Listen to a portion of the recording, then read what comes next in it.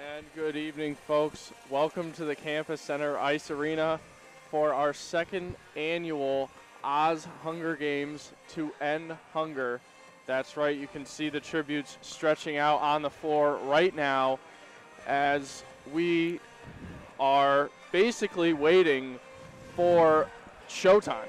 And that will start at 3 o'clock. I'm Joe Noel. I am alongside Jared Lom. We also have our sideline reporters of John Mongello and Christopher Lewin, who will be joining us as well. And certainly this is an event that got a lot of publicity last year and certainly raised a lot of money. As you can see an overshot of the Campus Center Ice Arena right now, the tributes again stretching out, getting themselves ready, prepared for an event like no other that they've probably prepared for, Jared. And after last year's success, what are you looking forward to this year? I think there's a lot of hype around this year. Last year was the first time that they've done it, and it started off as a smaller venue type thing, and they got a lot of press and a lot of turnout from it. And I think this year, the 24 tributes, really wanted to be part of it. As opposed to last year, it was the first time doing it. The word got out, and I think this year they're all really ready to go. They got their stuff down. We've got bake sales going on. We're selling shirts, and like we said, or as I should mention, is that this is all for charity. That's the big thing, is that last year they raised over 300 pounds of food and quite a couple $1,000s. So that's always good. And I know as the fans start to pile in here in the ice arena, the Alpha Pi Omega fraternity has been here all day setting up the ice rink the ice arena, I should say, with different sorts of attractions and different boxes and other kind of things for these tributes to go in, out of, over, around. And Joe, so what do you look to see from this year different from last year? Well, I think last year you certainly had your competitors out there that were, maybe favored. It's a whole new crop this year. I believe there's possibly one returner, and really it's a whole new crop. You don't really know what to expect. You certainly kind of want to look at the tributes and sort of figure out which one stands out to you, but it's really tough to. I mean, we look at one of our returners this year, Nate O'Brien, a signature picture of Rue on his shirt. I believe he had that last year, so he's certainly going to be looking to make a strong stand this year. But other than that, fresh crop. You really don't know what to expect. I'm looking for some good competition and just a lot of hard-fought battles out there. I mean, certainly you don't want anybody getting hurt, but these guys are going to take it seriously, and I'm looking for some good stuff. And as we would like to point out, everything is what we like to call Nerf play. All the swords, all of the quote-unquote weapons are Nerf-like material, the foam material, nothing where any of our tributes can get seriously hurt. But it is a competition. We do want it to be competitive, and I do look for the tributes to go pretty hard. All right, and as we mentioned, our sideline reporters John Mongello and Christopher Lewin, we're going to throw it down to them actually real quick. Guys, what are you seeing down there? You're right on the sidelines. What are you guys seeing down there and expecting? Well, thanks, Jared and Joe. And John, as they just said, what we're seeing right now is just a lot of the tributes preparing, starting to form alliances. And ones that I've seen is tributes from Onondaga, Hart, and MASH. I've already started communicating with each other. They all came in with each other. So they've really been just already, as we saw last year, a lot of alliances were formed, and that seems to be a big one that's forming about an hour before these games start. And one thing you have to look forward to when you're looking at these alliances is how long are they going to last? Are they going to work? Because last year, some alliances lasted to the very end, and Devin Storment, the Johnson Hall winner last year, actually used one until the very end, and it helped her win. Not everybody's doing an alliance, though. Dan Amaris, the tribute from Cayuga Hall, District 4, he's been over there listening to his iPod, kind of meditating in a way, psyching himself up. So different tributes are approaching this in a different way, and I think it's going to be very exciting to see after a year of experience. Now there's carpet on the floor, so that's just a fun fact for you. So hopefully we could see some of the tributes doing different things based on the success and failure of last year. And John, absolutely. And you talk about that carpet on the floor, and that's one thing that we saw last year with Travis Clark, the male tribute from Seneca. Actually, Seneca had 2 male tributes last year. So what happened was he fell about the center and skidded on the cement flooring. So one of the reasons why to have the carpet this year. So another reason this year is to make sure the tributes will be safer when they fall, because we saw a lot of them hit the ground hard last year. Just a safety thing, but also talking about Seneca Hall, Lizzie Marks, a player for actually the Oswego State women's hockey team, is now playing in the Campus Center Arena yet again in the Hunger Games. So a little switch for her. Not really her normal atmosphere in the Campus Center, but just another fun event. So how do you think a player like, or tribute like Lizzie Marks is going to react after spending so much time in this arena, practices, actual games, and now having to do something totally different? Well, I think when you look at it, Chris, it's really, she might have a slight advantage because she knows the dynamics. She knows the entire where every curve is and where every good spot would be. But it's completely different because she's used to playing on the ice, and in this instance, she's playing on the carpet. Her skates aren't going to do her any well here. So it really depends on how well she uses her knowledge of the foundation. And speaking of the foundation of the arena here, there's one thing I want to point out. They used a lot of what looks like construction paper and cardboard to make some of the obstacles, but they also have some soft padding. They have some walls built out of I would equate it to the pad they put behind basketball hoops in the gyms. And they have a lot of new stuff like that to add to the arena, to give some hiding spots. And I think the arena this year looks a little bit better than last year, and I'm excited to see what the tribute's going to use with the obstacles given to them. And John, as you talked about those paddings already, those things are stacked on top of each other. Something tells me within the first 10-15 minutes we're going to see those paddings go down as you see 2 of the tributes running past us right now as they prepare, getting stretched out as they've broken away from the other tributes right now, as the other ones seem to be circled together just talking to one another. But John, those pads, I think, are not really going to last too long in this year's Hunger Games, just the way that they're stacked up. And last year we saw a bunch of tributes jumping over the center cornucopia, over other obstacles that they had here in the Camp Center Ice Arena. So I doubt that those will last long as an obstacle. That's the joy of using cardboard. You can manipulate it and destroy it as much as you want. These are the same things that we used to build little forts in our living rooms when we were kids, and now they're used to fight to the death here, Chris. So that might be one of the alliances we just saw. Actually, you mentioned Lizzie Marks. She was running around with Ameda Hustranovic, who's actually is a great story about her. She's here competing with her sister, and there's actually a great backstory to them. Chris, what's so significant about those two? Yes, they're actually, 2 of them are from Bosnia, escaping from Bosnia during the Bosnian War. So very much they already know what it means like to be part of the just the stress that is of games like this in the Hunger Games.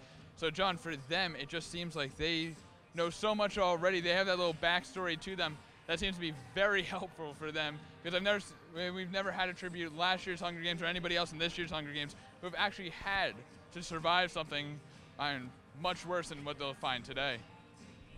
Yeah, that might be the most seasoned veterans for this type of competition for that. We wish them and every other tribute the best of luck. But I think now we're going to send it back up to the Steve Levy press box with Jared and Joe as what's going on up there, guys? What are you guys noticing up there?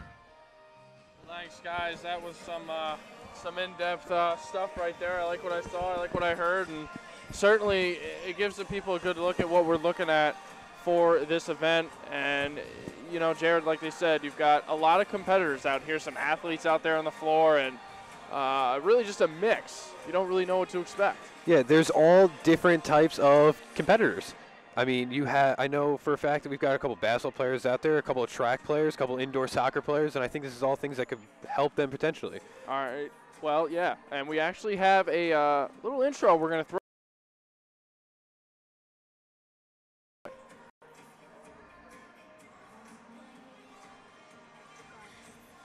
We're going to actually get to that in a minute. So back to that, Jared. Really not sure what to expect. I mean, I know you know some of the competitors out there in the field, actually. I know a few as well. And, for the rest, it's looking like a pretty even playing field. Yeah, and, I mean, that's what we like to have. We have all different types of people. We've got tall people, short people, females, males. There's every single type of person, basically, that is out there. They all have different strengths. I know once we get to our intro video, you'll see some of the strengths and you'll hear from some of the tributes. But like I said, actually, from the video is that we'll see some interviews, we'll see some things, and all these people are really, really into this game, which is what we like to see. You have some people that you have got the high sock, bright color combination, some sweatbands, and the tributes who maybe, unlike last year, since it's the first time, really got into it this year. And it looks like when the crowd starts to pile in, is that they brought some fans, they have some following. Yeah, and it does appear that people have started to file in. Last year there was a decent crowd here, more than expected, certainly. Lots of followers supporting their tributes, and you can certainly expect nothing less this year. And again, competition, charity, it's all something you like to hear about. This is a competition. Ultimately, there are tributes out there, and ultimately one of them wants to win this. I mean, who doesn't? But at the end of the day, Oz Fights for Hunger, it's all about the charity, and you have to like that charity. You have to like competition that serves a purpose. Yeah, and like you said, it is all about the charity, but at the same time, these 24 tributes, there are going to be 23, I guess, quote-unquote losers. There is going to be one declared winner, but at the end of the day, I do believe everything that Oswego is trying to accomplish here to end hunger through these Hunger Games, I do think everyone is a winner, and at the end of the day, everyone is still friends, and everyone is trying to do the right thing. Yes, indeed. Friends, at the end of the day, you really can't get a better message than that. You see, again, some of the tributes still walking around, getting themselves ready for this event. We're about 50 minutes away from the start of the competition, and kind of just a lot of stretching going on, getting loose. The fans eager to check out this year's second annual Oz Fights Hunger. This is the second year in a row only that the competition has been being held. Again, last year, a couple $1,000s raised, good fan turnout, and certainly this year, we've mentioned it previously and many times, you really can't expect any less now with the hype being built up for the past several weeks. A lot of people, a lot of flyers, a lot of sort of build up to this, and you walk around the dorms, Jared, and I live on campus, and a lot of flyers going around you saw for the reapings and stuff like that. And certainly you could get yourself excited for this, knowing that the Oz Fights Hunger Round 2, it was only a couple weeks away, and now as we see fans starting to pile in, you're starting to see that we may have ourselves another rowdy competition on our hands this year. Yeah, exactly. And it's quite ironic that that there's so much want to be in this competition, because as we all know from the actual Hunger Games movie, you don't want to be the tribute. That is true. That is true. That is something that you don't want to be. But it is quite interesting how all these tributes did have to enter their name to some sort of raffle, and they get chosen, and it is an honor, just like in the movie, just like the real Hunger Games, is that it is an honor, and they do get to represent their own hall. There is actually 11 different halls with the there's 12 different halls, and the 12th hall is actually a Mackin and Sheldon hall mix. So we will have 12 different districts, and everyone from the village, Oneida, Onondaga, every dorm is represented, and it's always interesting to see as, for let's say example, Johnson Hall are known as are known as the babies of campus because they are the freshmen, and it is quite interesting that the winner last year came from Johnson Hall. So let's just we're gonna have to see how the tributes from Johnson Hall this year can live up to that hype. Indeed, indeed. Now, we talk about last year's. Again, we were talking about that intro video. So let's take a look real quick right here at this year's tributes and what we can expect. I don't have weaknesses. If I don't have this guy, I have nothing with me, and that's my biggest weakness. My biggest strength is how much I want everyone else to die. I want them all to die. I don't have to prepare. I own this game, all right? I have no weaknesses. I consider everyone my enemies. District 9 or no district.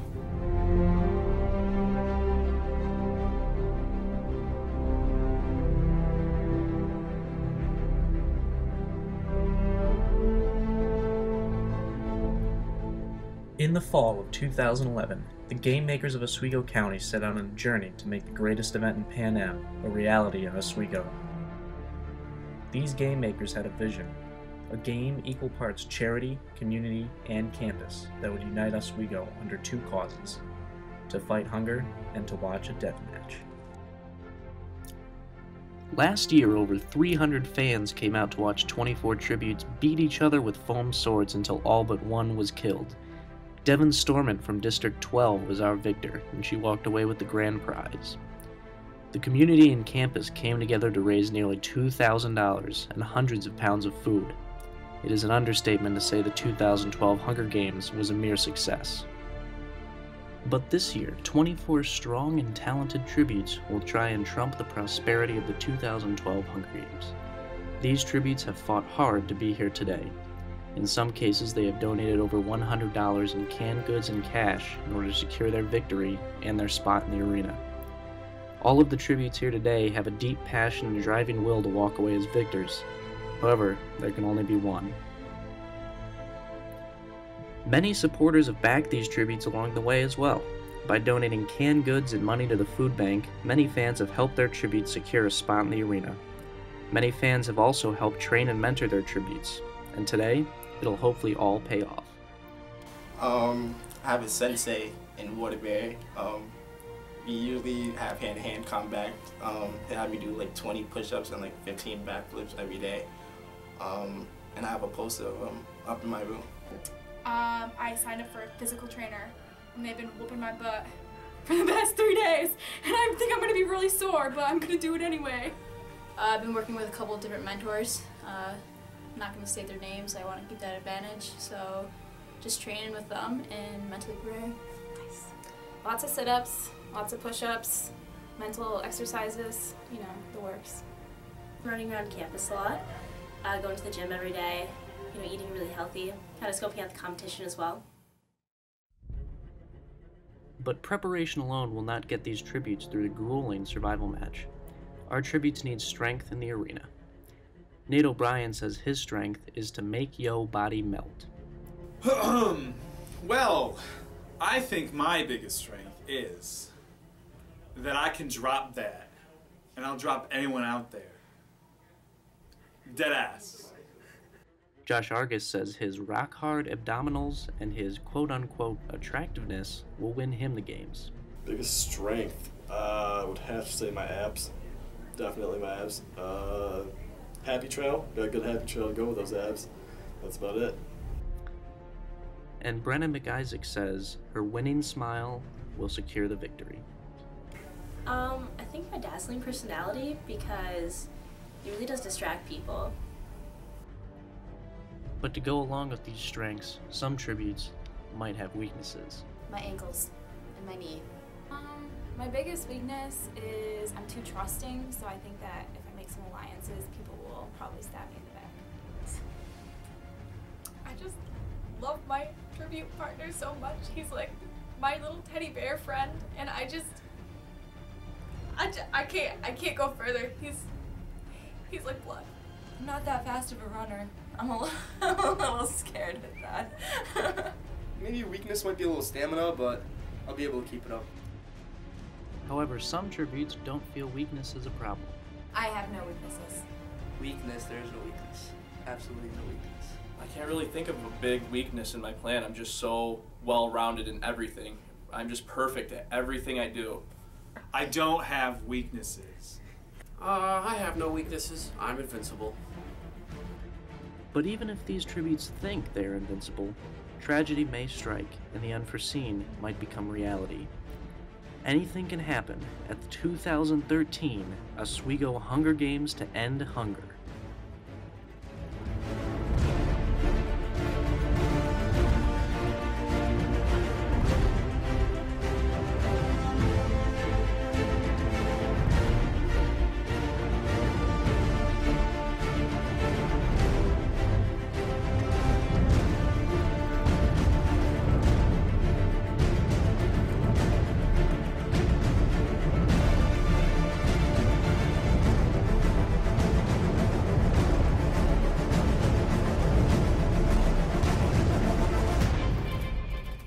Don't forget to help out your tribute by visiting the tables at the front of the arena, where you can purchase extra weapons and lives.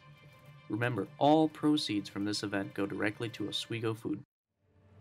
And back here now in the Camp Center Ice Arena, we actually have WTOP's own and tribute of Riggs Hall, Blaze Hill. And Blaze, about a good 41 minutes before they start now, how do you think, or how are you preparing for this Oz Fights Hunger Games? Well, Chris, I got to be honest, I just did a lot of stretching. I'm not trying to go out there and pull a muscle. Every minute, though, the nerves kind of building up a little bit more and more. I think that last 60 seconds when it's counting down up there on the Jumbotron, going to be a little nerve-wracking once the clock hits 0. The game face goes on, and we're going to be ready to do it. Now, have you been talking to any of the other tributes trying to form any alliances so far? I know they had a dinner Thursday night. Were you able to talk to any of them? I actually wasn't able to go to dinner on Thursday night. I was a little bit busy, but at a campus rec volleyball game. However, I've been approached a couple times, about some alliances. I'm willing to keep my mind open. If people want to work with me, I'm willing to work with them. They just got to know that, at the end of the day, I got to come before them because, out here, can you really trust anyone? I think that's the question. All the, all the tributes out here right now are asking themselves, who can you trust? You got to watch your back, and unfortunately, you're going to have to make sure you break the alliance before the alliance turns on you. Now, one person of importance is last year's Cayuga tribute, Troy LaFave, is actually your RA now in Riggs Hall. Was he the reason or a reason that you decided to come into the Hunger Games, or has he been helping you, giving you some tips and advice of what to find on the court today? Yeah, Troy actually, he kind of brought it up to me. I knew it was a thing, but I never really knew how, legit it was. Troy kind of talked me into it. I talked to Omi Mello, one of the lead game makers for this, and he kind of motivated me to put my name in the drawing and everything, and I was just kind of whatever about it. But once I won and I saw the video they showed us, I got my little acceptance letter. It was really cool, and I started to get really excited. And I've been talking to Troy here and there a couple times a week, just kind of giving him some advice. First thing he always reminds me of, you can't trust anyone. Now, do you have people in the stands today sponsoring you, trying to get you weapons and extra lives? Yeah, I think most of the RAs from Riggs Hall are here. I got some friends coming out from Riggs Hall, from different halls. Hopefully I'll have a big supporting crew trying to get a shield, trying to get some awesome weapons. I'm trying to bring it home for District 10. Well, Blaze, good luck today. Thanks, Chris. All right, guys, now back to you up in the press box. All right, Chris, thank you for that. And saw right there, District 10 tribute, Blaze Hill. Really can't, hate on that. And as he said, you can't really trust anybody. That's where we get into the competition aspect of this game. And certainly, Jared, that's sort of the mentality you got to have, whether they're in your district or not. Eventually, this becomes a lone man kind of game. Yeah, exactly. There is only one winner, and I know from being here last year is that they kind of seemed like the tributes from each district did start together, but it was interesting to see which alliance came about. When I remember last year, a couple of the districts actually stuck together because they were the quote-unquote powerhouses. They had the more athletic people in the competition, so they teamed up, and it was interesting to see how far they were able to get compared to like the lone wolves, like I'm going to try to hide to the side. Yeah, and certainly you did see, I remember, being down there in the sidelines last year, there were some strong powerhouse competitors, and it seemed that there was some ganging up on them towards the end. You had some large scatters of people sort of coming out and attacking the more stronger tributes, it seemed, and at the end of the day, it's kind of why it needs to become a lone man game where you can't really rely on anybody but yourself, and I think Blaze articulated that pretty well. It seems that, you are going to have your teammates in the beginning, you're going to have your alliances and all sorts of stuff like that, but at the end of the day, you need to sort of pick your matchups wisely because they could even come back to bite you. Yeah, and Blaze is representing District 10 for Riggs Hall, and he is accompanied by Amanda Bauman. So it'll be interesting to see how far the two of them stick together, and how if they stick together and if they maybe stick it out to the end, if they can get that far, or maybe as Blaze said, you can't trust anyone. You never know. Maybe he'll turn on his own tribute. Very true. Well, we're going to actually take a quick commercial break. When we come back, we're going to continue the pregame show. We're going to continue to look at the tributes getting ready, maybe a preview of what we're going to see here at 3 o'clock, so don't go anywhere. You're on WTOP 10.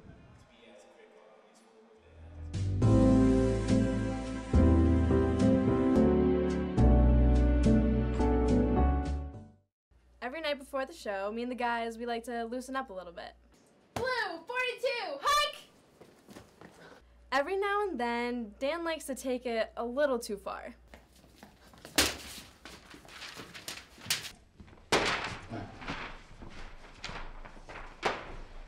But hey, the show's all about competition, so we'll take it. Stupid Dan with stupid football and stupid running.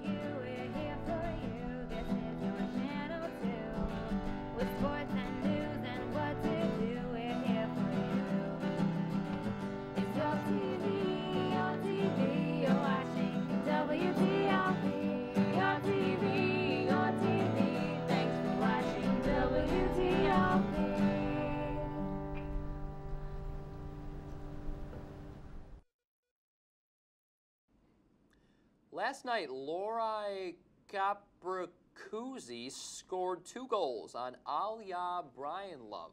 And Joe, get out. Adam, you're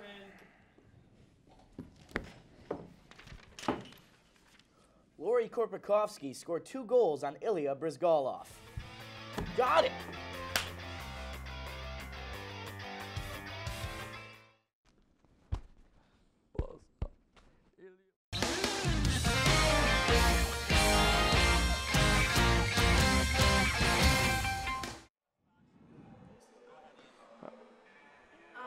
All right, and welcome back to Oz Fights Hunger in the Campus Center Ice Arena here at SUNY Oswego for our 2nd annual Oz Fights Hunger. I'm Joe Noel, and alongside me is Jared Lom in the booth, and down sideline reporting we have John Mongello and Christopher Lewin, who actually we're going to throw to really quick here. They're going to throw it to a nice little package we have. Guys, what do you got for us? Okay, guys, as you know, a lot of the tributes have been preparing over the last few weeks after finding out that they would be the tributes in this year's Oz Fights Hunger Games. And John, one tribute in particular, Dan Amaris, had been waiting for months to become the tribute of Cayuga Hall, and he has been preparing very hard. Yeah, he had his fund going, hashtag Team Grizz Fund. There was a lot of money in it, a lot of canned goods. He dedicated himself to earning money for a shot to be here to represent Cayuga, represent himself, and prove that he is the strongest male in this competition. And there's a video that we went out and made with conjunction with some of his supporters to show just how hard he has been supported and how hard he's been training for this. And it's actually very, very impressive, Chris.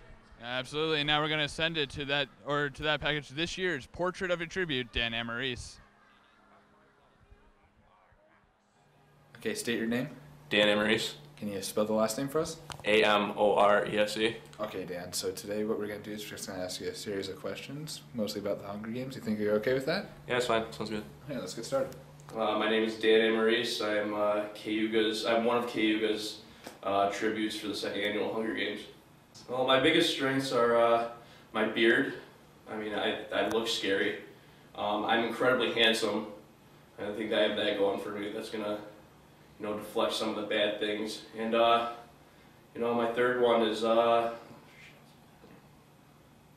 what's my third strength? Really stupid, please. My biggest weaknesses. I mean, I can only think of a few, but I had a feeling that this question might come up, so I had my people prepare a list. So my weaknesses include shellfish, poisonous snakes. Some people say I love too much. Women say I'm too deep, whatever that means. Oatmeal. I can't stare at the sun, that's a big hindrance. Orange juice with pulp. I really like the song with Arms Wide Open by Creed. With arms wide open.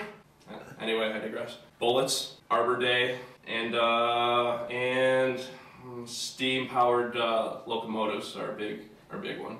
Well, I grew up in a small town in the southern tier in Broome County called Educat. It's by Binghamton.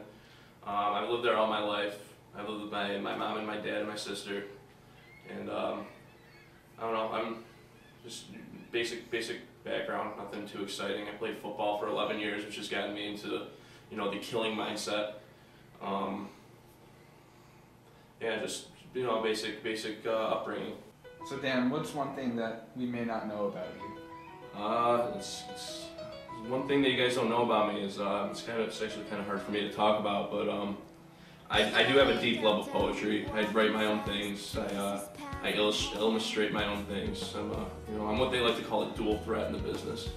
So this is a poem I've been working on. It's a work in progress. So I'll try to read a little bit of it. It's kind of emotional. So I don't know. The train goes to. I can't do it. It's not for you. No, people say that the pen is mightier than the sword. A wise man once said that. That man was, his name was Phil Johnson. He was my neighbor for a couple years. He was a good guy. Assalamu alaikum. But lucky for me, I don't have to worry about that because I'm just as good with both of them. So Dan, what are your expectations of what you'll be facing in this year's Hunger Games? I expect to win. Losing isn't an option, and well, it is an option, but I don't want to think about that. But yeah, I expect to win. I expect to go in there, put on a good show, raise a lot of money for charity, which is really what this is all about. I'm excited to be a part of it. Have you been scouting out any of your opponents? No. The hell? Next question. Dan, what's the biggest way you're looking to slay somebody in the Hunger Games? Well, I'm really hoping that one of my sponsors gets me a jar of peanut butter. I'm gonna lay it in the middle as a distraction, and when somebody's like, "Oh, hey, peanut butter," I'm gonna harpoon them all while dubstep music is playing in the background. Crunchy or creamy? Crunchy. Of course. Nobody goes for creamy. So a tribute from last year, Travis Clark has taken on the task of being your trainer and manager. How much has he helped you out? He really hasn't helped me at all. Hello? I hardly ever see him.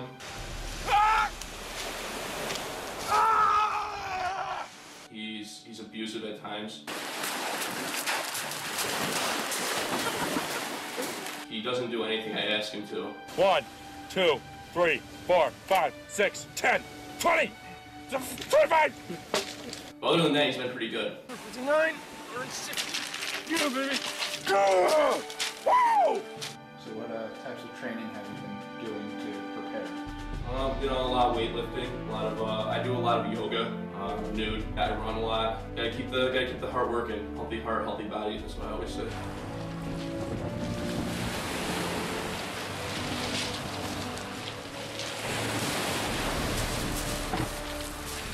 Something about this lake just gives me an unsatisfiable bloodlust.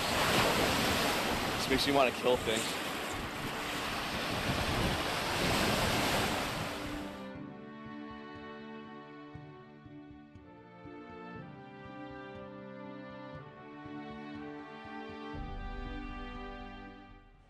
Well, you just saw a portrait of a tribute, Dan Maurice, and I'm standing here with Dan Maurice, the male Cayuga Hall tribute, and Dan, you mentioned Travis Clark, last year's Seneca Hall tribute, was your trainer, and you said he didn't really help. So was that a joke, or was he really as worthless as you said he was?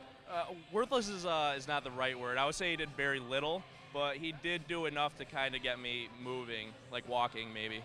So he's like your Tai Chi master in the dojo, you'd say. I wouldn't say that either, but he did a good job. In all seriousness, he did a good job. He's been a good big help, big support. Well, good job, Travis. I don't know how often you hear that, but good job. So my next question is, now you've been doing this fund, the Team Grizz Fund. You tried very hard, and myself and a bunch of other Cayugans, I think you can say, supported you here and to get you here. Why did you want to be in the Hunger Games so bad? What was it about this competition that inspired you to take this step to actually compete today? No, it's just a good cause. Anytime you can help a charity out, it's a good cause, and it's a lot of fun. I saw Travis, and I saw a lot of my other friends. I saw Michelle do it last year. It looked like a lot of fun, and I just wanted something I would be a part of. It's right up my alley. So what kind of strategies are you going to say? Now, earlier I saw you kind of sitting off to the side, listening to your iPod and kind of taking everything in. Do you have any alliances planned? Do you not want to reveal that here, or are you just going to go out there and just be on your own and try to win in your own way? I'll let it all hang out.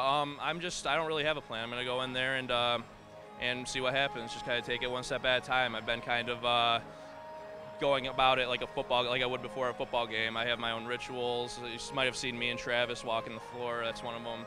And no real strategy, just kind of going to go out there and have fun. Now, I heard that your mother and grandmother are here in the stands, or they will be very soon. What is mommy's support in the stands? How is that going to help your performance, or is it? Are you going to try harder, or are you going to try just as hard as you would because she's your biggest inspiration? I love my mother very much, but I don't think it's gonna affect me that much. I'm glad that they're here, and it was a nice surprise that my grandmother came up. But it's good that they came. They helped me out. They brought a lot of donations, which was nice. My last question before I let you continue to prepare, Dan. If you win, there is a small prize for the winner. Besides infinite fame and a Master Sword from Zelda, I'm going to say, there's a small monetary value. So what are you going to put that towards if you were to be declared the winner here today? If I win, I was thinking about it a little bit, but if I win, I think I'm going to give it right back to the food donations. That's awesome. Again, this is for charity. Dan and Maurice, thank you very much for being here with me. Thanks a lot, John. Thank you. And anybody who's tuning into the WTOP feed, thank you very much. But the doors are open. Come down and support your tribute here. There's a lot of seats open. It's a good time. Help some charity. Cheer them on. It's very exciting. I'm having a good time. It starts at 3 o'clock. Doors are open right now. So thanks a lot, Dan. And now we're going to throw it back up to Joe and Jared to see what's going on there from the bird's eye view of the Steve Levy press box. Guys? Well, Jared, from a bird's eye view, as you put it, John, just looked like we saw a little strategic planning there by Blaze Hill of District 10 and Maurice Williams of District 9. Looked like a little strategy was going on there. I don't know if you saw it, but I sure did. Yep, I definitely did see that from the bird's eye view.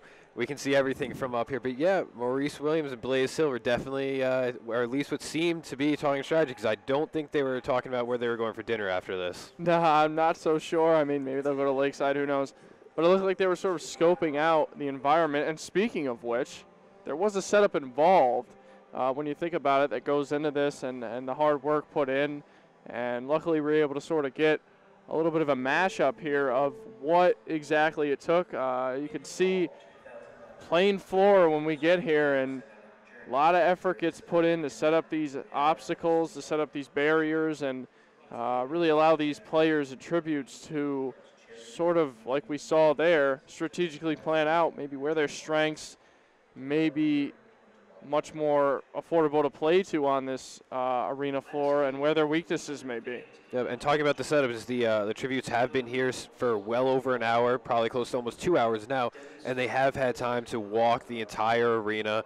And just a little a sidebar note is, as the tributes decrease, the court will actually be getting smaller. For that reason, you don't obviously want a giant court for only 3 people. So they will continually be making it smaller as the contest goes on. That is a good point that you bring up, and certainly last year, it being the first ever one, I think a lot of people are wondering how that would work. And yes, expanding from a full court to basically at the end we had ourselves almost less than a half court. It certainly does make for some interesting stuff there at the end, as you've got a very confined space and a confined number of tributes. So it's self-explanatory as to why the narrowing down is done. But, I mean, we're about 20 minutes away now, and, you know, as you can see, this video is no shortage of the effort that it took to set this up. As, again, you can see, this is sped up, and we're still going. And, again, I mean, the effort put in and all the work that goes into this event, it's pretty extraordinary when you think about it. And I honestly am honored to be a part of this. I mean, we took part of it in last year, but it was an honor to be asked back this year to do commentating alongside you. And it's just an awesome feeling knowing that we are helping a cause. We're trying to raise money. And again, we don't even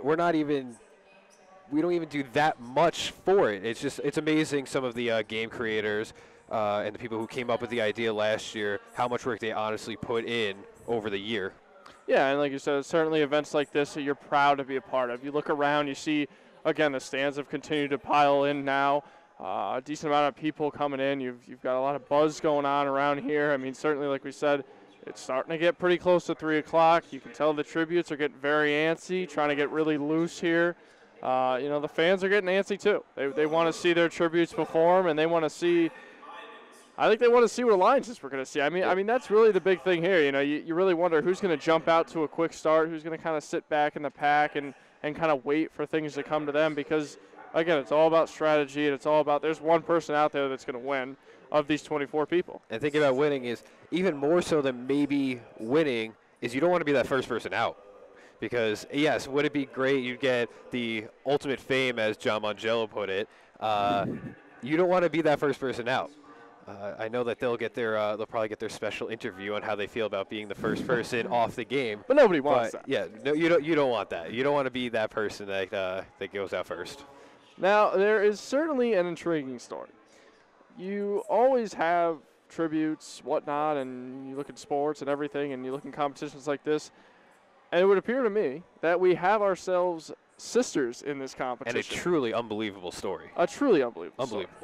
And you've got two sisters from two separate districts competing in this competition, and I don't know. To me, that's certainly an extraordinary story, and you got to wonder, will it be the ultimate there's two left and it's two sisters? I mean, obviously it's a tough situation to play out, but I mean, that's certainly something I'm going to be looking for as this competition goes on to see how that sister battle plays out. Are we going to see an alliance? Are we going to be shocked and maybe there's no alliance there? Yeah, and that's the thing is that what's stronger, your district's alliance or the family alliance? So that'll be interesting to see, or you never know. Maybe both districts will maybe form like the four-person powerhouse and see how they can go from there.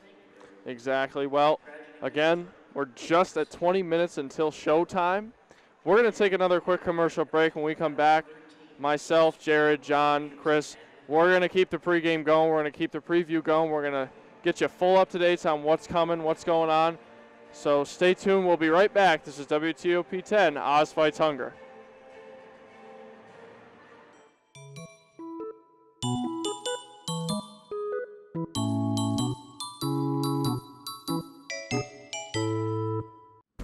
A survey done by the Lifestyle Center found that 58.2% of SUNY Oswego students believe that the typical student consumes alcohol daily.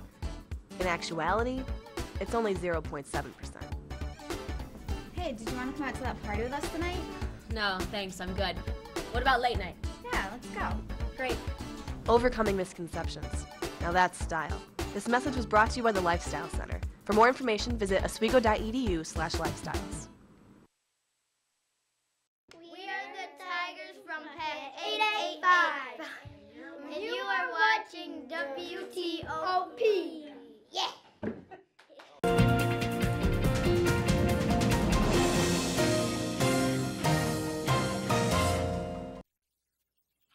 I'm Woodsy Owl, and I'm here to tell you about a dirty word, water pollution.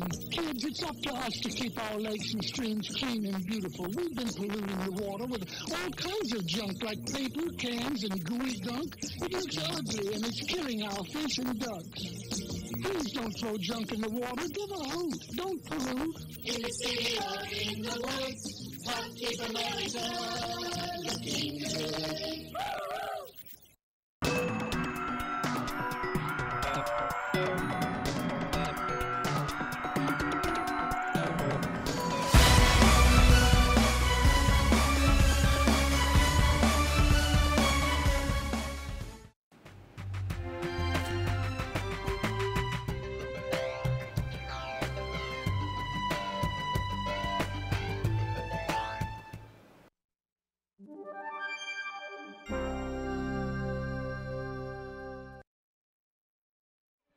All right, and welcome back to Oz Fights Hunger, the second annual Oz Fights Hunger.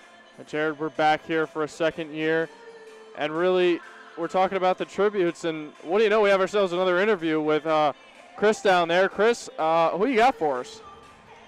Well, we have the female tribute from Seneca Hall this year, Lizzie Marks. And Lizzie, how does it feel to actually be on the Campus Center arena floor and have no ice? It's weird. I don't like it. It's strange, but I'm excited for it. As many people know, Lizzie Marks is a member of the Oswego State women's hockey team. And right now, I know I saw you with Josh Argis, the other Seneca tribute, some other tributes I've been talking earlier. We've asked some tributes before. Have you been forming an alliance for today's event? I don't know. I mean, you're going to have to see once when the games start. I don't want to give away all my advantages so far, but... Hiding from the media, I understand that.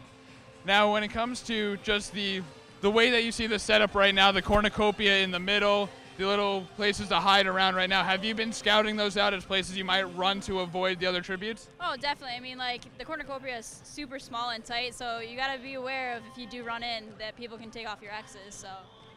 Now, one thing that a lot of people have been talking about is that the second it starts, people have decided whether to run towards the cornucopia or book it the other way. Do you have an idea of which one you're going to do? I'm still debating it up in my head. I feel like once when it comes down to the 10 seconds is when I'm going to make that last decision. And the last thing, one major key right now is a lot of tributes have decided whether it be their RA getting them involved, hearing it around campus. How did you decide to get involved with the Oswego Hunger Games? I saw the posters up around campus, and it was a great cause, and I'm a fan of the Hunger Games in general, so why not take a part of this opportunity? Well, thank you very much, Lizzie. Thank you. Good luck to Lizzie Marks and the other tributes as well. As we have right now a good 15 minutes before we start today, and we were talking about before last year's tribute, Travis Clark helping out Dan Amarise, and now we have John Mongello and Travis Clark. And John, take it away. Well, thank you very much, Chris. Thank you for the service coming over to me here. I'm here with Travis Clark, the Seneca Hall tribute from last year, who's helping out with the event today. He was also Dan Amarise's trainer, as we alluded to before. Travis, does all of this look familiar to you? It looks very familiar and yet different. They put carpet down this time, which is very good because last time I kind of fell and it hurt a lot. I mean, what it is concrete, Travis. So, the question for you is, compared to last year, what are you looking forward to in this year's events? Now, you were the tribute in the first ever games. But this year it's all new. Like you said, the carpet, there's new obstacles here, and a whole batch of tributes except Nate O'Brien. So what do you guys, what are you and the other former tributes that are here looking forward to the most today? Well, I'm looking forward to running out and being an obstacle for people. I think they're going to have me run out and be a quote, dog, and chase people down or just hide in corners and scare people. So I'm looking forward to that. Do you really think that your protege, as they say, Dan Amarise, has a real shot at winning? Or were you just saying that to be nice? What do you think Dan's chances are today? I think he has a real shot. He was doing rituals before he went out. He seems to be in the zone. He's been training. I trained him, so I think he has a pretty good shot. And coming from somebody who did so well in last year's Hunger Games, Travis Clark, we know that Dan has a very good chance at winning just based on that. So Travis, thank you so much for joining me here. Good luck helping everybody out, and good luck to Dan and every other tribute out there today. And now I'm going to send it right back to Jared and Joe, who are standing there at the bird's eye view, the bird's nest here, Steve Levy press box. And guys, what's going on? Well, thanks, John. And yeah, we can pretty much see everything from up here. It's a pretty good view of the fans, of the obstacles, the entire ice arena. And hey, I'll tell you what, I'm getting pretty excited. We're getting pretty close. Yeah, we are getting pretty close. We are just over 10 minutes away from start. But we'd like to give a quick shout-out to some of the sponsors that help make this all possible. Oswego Sub Shop, the Jewish Student Union, Mark's Pizzeria, the Integrated Networks, Campus Recreation, Midnight Sun, Resident Life, Alpha Pi Omega, at WNYO, the River Ends Bookstore, and, of course, WTOP. That's a long list of people that are more than willing to help with this. Yeah, I mean, certainly when you get an event like this, I mean, it's first year. When you see the success that we saw here in the Campus Center Ice Arena last year, it's no surprise that we have the same turnout it looks this year, if not more. And I could say the same hype surrounding this year's event, just like last year's first ever Spites Hunger. And I think we've witnessed the beginning of a new tradition, and I can tell you right now, it's pretty exciting to say I've been a part of, to see this new tradition start here at Oswego. Yep, and especially since we will both be back next year, I would love to be a part of it again for the third consecutive year. And it does seem like something that will be continuing year after year after year. Because again, last year, over 300 pounds of food, $2,000. And it's just, you just can't beat that, especially for a Sunday afternoon. I mean, what else are you doing here in Oswego on a Sunday afternoon? Come exactly. on, this is where this is the place to be, and they should be, and like this is where everyone should be. And as you look, this is how they make some of the obstacles. I mean, they've got giant pieces of paper, and they just more or less wrap around some cardboard. And I mean, you got to do what you got to do, and it is all safe. The way they do it, it's awesome. Yeah, I mean, you look there and you see it's just a plain slate. a plain slate when they get here, and now you look at what we have set up, and a couple signs there. Looks like we have some District 12 followers, I believe, and if you're well known to the actual book and movies, District 12 was sort of the centerfold of the story, the sort of, lo and behold, poor class district. Main characters Peeta and Katniss are from District 12, if you're familiar with the books and movies, like I said.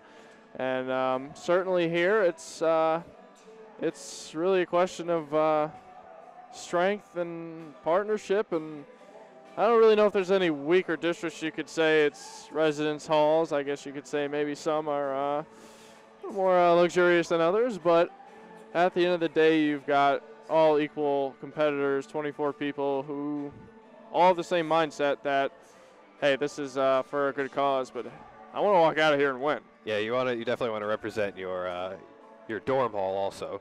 But just a little bit of insight for those who weren't part of this last year, maybe tuning in for the first time.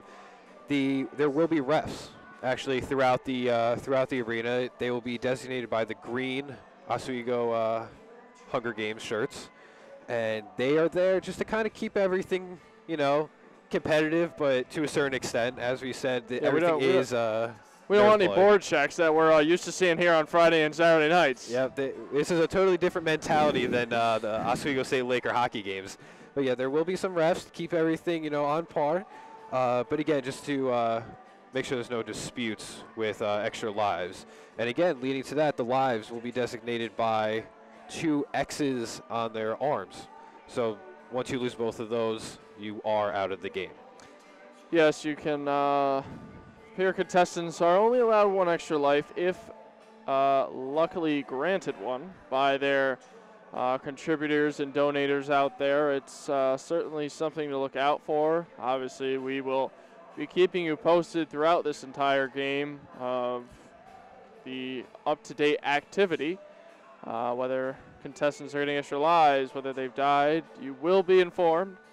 There are certainly lots of rules to be abided by, and as Jared mentioned, the green shirts will mark the refs, sort of regulating things, making sure everything stays within the boundaries of the rules that we've been given here. And again, another beautiful shot of this ice arena. You can see plenty of people coming out to support. Good look at the obstacles there. And overall, it's almost game time, and we've sort of been previewing it for a while now. So we're going to probably take another commercial break right now, and when we come back, hey folks, it's going to be game time, and we're going to have ourselves another crowned champion of the Oz Fights for Hunger Games. So we're going to take a quick commercial break. When we come back, myself, Jared, John, and Chris will have more coverage for you. Stay tuned.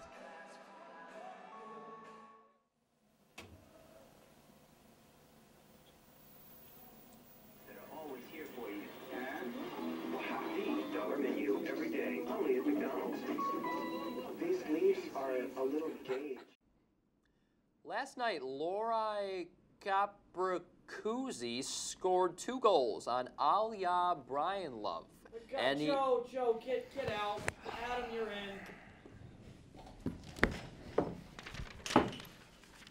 Lori Korpakovsky scored 2 goals on Ilya Brizgalov. Got it!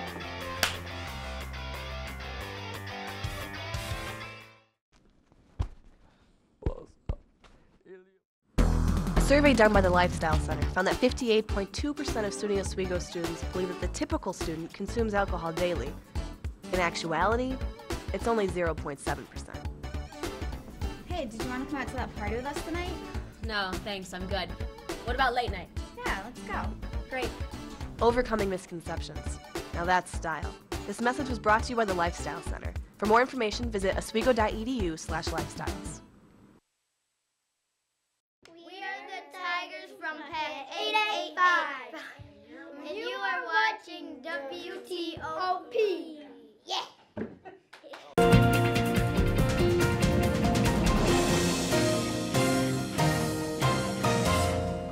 Every night before the show, me and the guys, we like to loosen up a little bit. Blue, 42, hike! Every now and then, Dan likes to take it a little too far.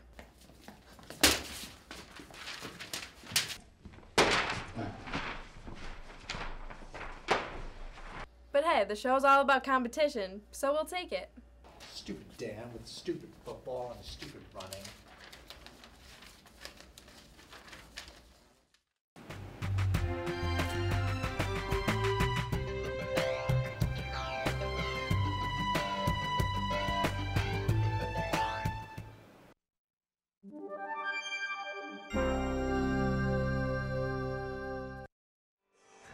All right, and welcome back to the second annual Oz Fights Hunger. Little shout out here. You can follow it on Twitter, hashtag OzFightsHunger. Check out the Twitter page for active updates if you are not going to be able to stay tuned with us for this entire broadcast. But if you are, you really should. It's going to be a treat, Jared, I'll tell you what, and I'm certainly excited, ready to go. I know John and Chris down on the sideline, they're really excited. And hey, look at that. We got ourselves an old-timer. She's ready. She's ready to go. She wants to see what kind of competition we're going to have out here, and it's only 5 minutes away. We are 5 minutes away from the start, and soon the tributes will be walking out. We're going to get a good look at some weaknesses and some strengths. And, you know, real quickly, we could throw it down to our sideline reporters, John and Chris, if they're ready. And, guys, as we're about 5 minutes away, you guys excited? You guys ready to see these tributes come out? Well, absolutely we're excited and ready to see these tributes come out. As about 5 minutes ago, they entered the locker room as they're right about to come out. And John, we've seen them for about a good 50 minutes to an hour standing out on the campus center rink, getting ready for this event to start. And I definitely think that they're ready to go. Yeah, the good thing about this is now we're going to see them go back. They're all kind of hanging out and socializing, but when they come back out for introductions in just a few minutes, you're going to see all their faces change. They're going to go from these people that are all talkative to going out there and trying to do the one thing they came here for, to represent their residence hall, represent their district, and win the second annual Oz Fights Hunger Games. And that is something we're going to look forward to because, ladies and gentlemen, this is a competition. This is a proverbial fight to the death, and we're going to see 23 people lose and only one winner this afternoon. So kind of like a hockey game right now. They had their practice. They went back into the locker room. Then the introductions that John mentioned will start 2 at a time. They'll come out, get introduced. Then they'll form around a circle around the cornucopia in the middle. And then about a minute countdown will start on the campus center jumbotron, and the event will go off. And John, as we saw last year, that's probably one of the most exciting moments where tributes decide whether or not to run straight for the cornucopia or get as far away as humanly possible. It's definitely a distinct strategy. If you see in the movies or the books that this games are based off of, that's something the actual real tributes had to deal with, and I think it's good here. If you saw the cornucopia from my interview with Travis before, there's a bunch of noodles and shorter foam objects with the foam around them so you can use them as weapons, and that's something that we're going to have to see. Like you said, Chris, are they going to use them, or are they going to coast back and wait until it's not as crowded around there? So it's good to see the very aggressive stance, or if they're going to take a more laissez-faire approach and go back and wait until the action comes to them. And that's going to dictate the entire way the rest of the competition goes. Now about 3 minutes until we hit the top of the hour, 3 o'clock, when we expect a lot of the tributes to start coming out. One thing of note, as we're about 3 minutes away from the start of this, Nate O'Brien, the tribute from the Village, came back last year. We do have word again, he will be representing not only the Village, but Baby Ruru, as he had the shirt on last year. That actually led to his demise. He had the picture of Rue last year on his shirt, and when somebody tore that, he went crazy. Somebody was able to kill him while he was in the rage. Do you think he'll try harder to protect Rue this year? I think it's literally a target because it's the only person with something different besides the Hunger Games logo on the front, Chris. So I definitely think people are going to be going for that. When you make yourself a target and you're trying to make this really obvious thing, like, look, it's me, it's Rue from the Hunger Games, you can't touch this, people are going to say, you know what, Nate? Yeah, we can. It's been done, and we could do it again. So I think people are going to go after Nate O'Brien because he has a very, I don't want to say arrogant, but he's very confident. And putting the Rue picture on him again just says, you know what, you can't touch this, you can't touch me, I'm going to win. So I think that's going to be his downfall. Well, John and I will be here on the sidelines for the entire duration of the Oz Fights Hunger Games. And it seems like it's about to start here in the Campus Center Ice Arena, so we're going to send it back up to the Steve Levy press box with Joe and Jared. Guys, back to you. All right, thanks, Chris. And yeah, Jared, it looks like we're getting pretty close here. We're now, I believe, 2 minutes away from showtime. And as Chris mentioned, the tributes are going to come out. They're going to take their little walk of fame, as you shall say it. potentially before their demise. We don't know. We haven't crowned a victor yet, and we won't for some time now. But, I mean, it's getting close here, and we're going to get a look at our tributes as we said, and they're going to come out and do their spiel. And I don't know, Jared, I mean, any favorites here? I mean, it's hard to say. I mean, you do have the one returner, and then you've got the sisters, and then you've got the athletes, you've got the varsity Oswego hockey player, the women's hockey player, I should say. And there's just a lot of interesting things because you never know. I mean, even in the movies, did the strongest competitor win? No. Did the smartest competitor win? No. So it's all it's up in the air, and it depends on what kind of strategy you come in with. Yeah, I mean, certainly you're looking for that person that's sort of got that mindset that what I've got on my mind is certainly something that nobody else does. And I guess it's really who's got the best trick up their sleeve. And certainly in the movies, that's kind of what did it. And basically it's, I guess, that person who at the end of the day you're kind of like, well, I didn't see that coming. And I guess that's kind of the mentality you have to have. If you're able to fool your competitors, you're most likely going to come out on top. Yeah, and John Mangello actually pointed out that that he's got the Baby Roo on his shirt, and he said that it could be a target. And I agree. I think the way to go about things is you don't want to stand out, but at the same time, you don't want to not stand out. You kind of want to play that in between. You want to be in that gray area where you get some attention to know that you're there, but you don't want too much attention where maybe that powerhouse of 4, 5, 6 people just attack you. Exactly. You make yourself too much of a threat. People are going to latch on and sort of go after you, possibly in groups.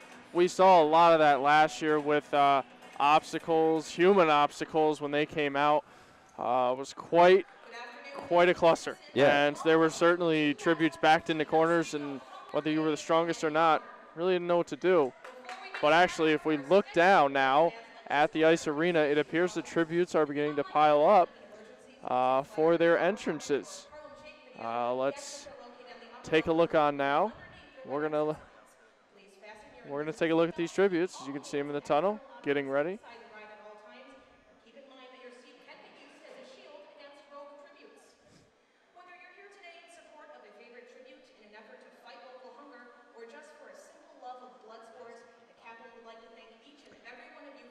And one quick note is that what we found out recently is that some of the old tributes from last year that obviously, except for the one that is competing this year, a lot of them are coming back and they will be playing elements.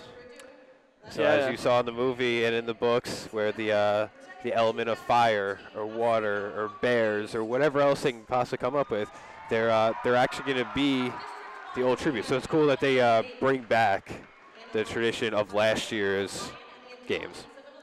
And here we have our District 1 tributes being announced. Hannah Charlin and, as mentioned, Nate O'Brien returning.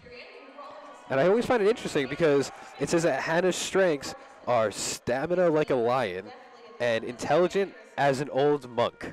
And for Nate, where he reiterated numerous times, is that he doesn't have any weaknesses. But he says that his strengths are the sexiness to make your body melt. Huh. So I mean, it's always interesting what these tributes come up with, and ladies, watch out! They have fun with it. I don't know. I don't want to see anybody melting out there from his sexy good looks, but I mean, if that's a strength, it's a strength. And one of the things that you see a lot is that speed, agility, stuff like that, which I do think is crucial, especially in these type of games. Yeah, we saw that last year with one of the kind of down-to-the-wire tributes who was, as I recall, attacked by a lot of dogs, shall we say, at the end. But speed did seem to be, in my mind, one of the top factors of last year's games, and I think you certainly have to consider that this year because when you've got an open field like this in the beginning, you've got to take advantage of that and just use your speed. Yep, and from District 9, Jennifer Hotchkiss and Maurice Williams were just announced, and as they walked by what looks like their fan crowd, they have a giant, I would say 15, they probably have a 15 to 20-foot sign that has both their names on it, and it actually says, "Leave no survivors." So you know that they're coming into this pretty hyped up, and you know that both of them want to win. Yeah, certainly a good crowd following is good. And obviously in this competition, there are extra lives given, there are weapons given, and certainly the fans, followers, they can donate they get money. They can help these guys out, give them weapons, like you see in the games where it's parachuted into them. It won't be parachuted here, unfortunate to say, but they will be given compensations from their followers who do sort of donate for them, and we are going to obviously keep you right up to date on that as these games go on, whether a tribute gets an extra life or a weapon. We're going to let you know first. You're going to be full aware of what's going on. Someone is dead, who they got killed by. We got it all for you, folks. So You stick with us and we'll give you everything. Yeah, you'll know everything. So stay tuned. Oh, our Dan, little following there. Nice little We Love Dan sign. And we have our returner trying to get the crowd a little pumped a little. Appears the rules are being announced, and certainly it's pretty self-explanatory. You've got your 24 tributes. You've got them each with 2 crosses, it appears, on each shoulder. Those are essentially their lives. A tribute is only allowed 1 extra life, as we've mentioned, and apparently it sounds like the way that's going is the first tribute's going to be getting a sort of kind of money laid down, and after that it appears that it sort of just goes up in value. If the first tribute is given that extra life at $6 down, the next is going to have to be at $7, et cetera, et cetera. You kind of get the message there with that. And weapons can be compensated from people donating on the outside, fans supporting their tributes. And I mean, you look at that, and that's really the rules. I mean, again, pretty self-explanatory with the fighting, shall we say, and the attacking tributes. We don't want any backflips going on or any board checks, but overall, it's pretty self-explanatory. Those are pretty much the basic rules that we're looking at here. Again, we're going to keep you updated on the extra lives, on the deaths, on the weapons given. In case you're following any tribute there from home, we can keep you up to date on that. And it appears the tributes are going to be coming back out, Jared. They got their helmets on for safety. They're getting geared up, and they're getting ready. Yep, and like we said, we will be using terms like attack and all those kind of, competitive terms. But again, we do like to reiterate that everything is what we like to call Nerf play. Everything is foam. Everything is, fairly safe. As the tributes also do come out with their headgear on to protect their heads, obviously. And as they all take their spots, we are just, I would say, minutes, if not under a minute, away from getting this started. Yeah, it's certainly getting close, and I can feel the hype. And I'll tell you what. And as you can see, Nate O'Brien in the center, just by the he's definitely no shyness to play to the crowd, and he is coming in here with a lot of confidence. And you got to wonder if that's going to hurt him in the long run.